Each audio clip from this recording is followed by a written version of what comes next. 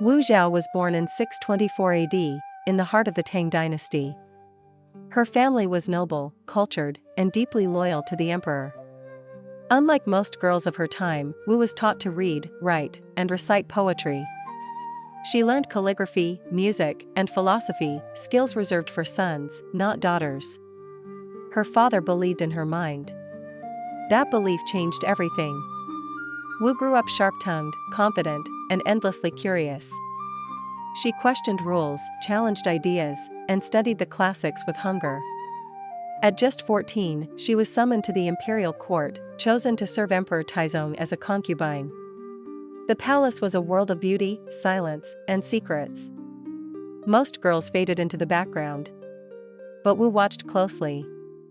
She learned how power moved, not with swords, but with whispers.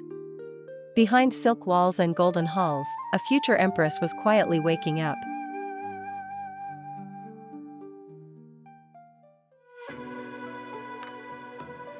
When Emperor Taizong died, Wu was sent to a Buddhist convent, like all his concubines. She was just 25. Forgotten.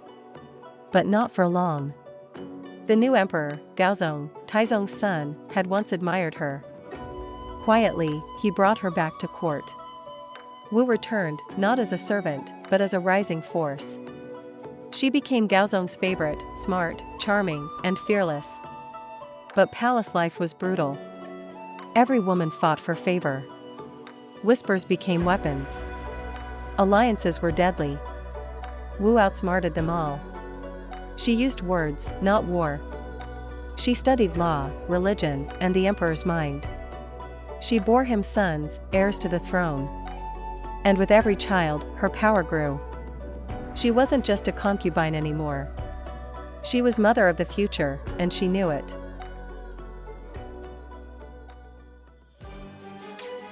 When Empress Wang fell from favor, Wu took her place, becoming the new Empress of China.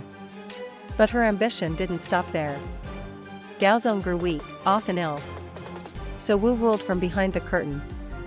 She read petitions, judged officials, and gave orders, all in the emperor's name. Some feared her. Some hated her. But none could deny her brilliance. When Gaozong died, she named her sons as emperors, but she held the real power. Then, in 690 AD, she did the unthinkable. She declared herself the sole ruler of China. The first and only woman to ever do so. She founded her own dynasty, the Zhou, and carved her name into history.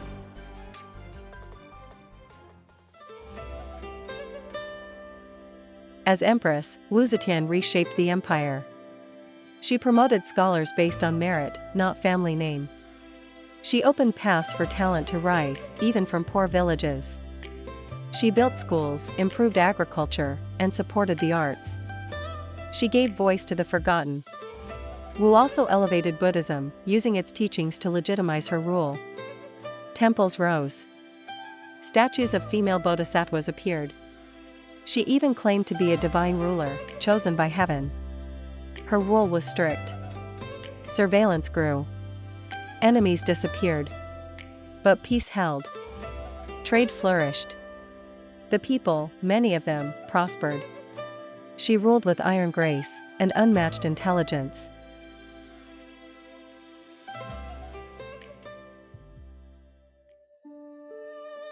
As Wu aged, her grip on power tightened. Paranoia grew. She trusted fewer people.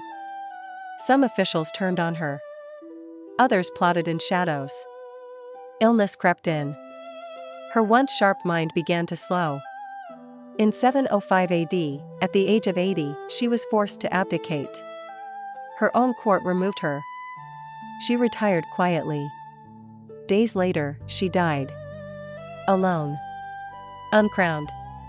But never forgotten. The dynasty she built ended. Yet the echoes of her reign stayed. A woman had ruled an empire, and nothing could erase that.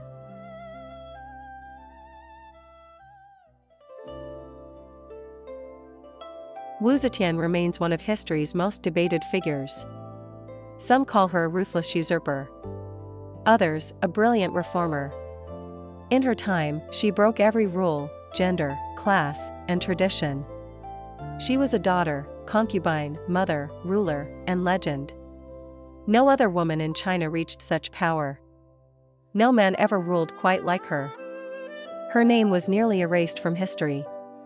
But centuries later, statues rose again. Books remembered her.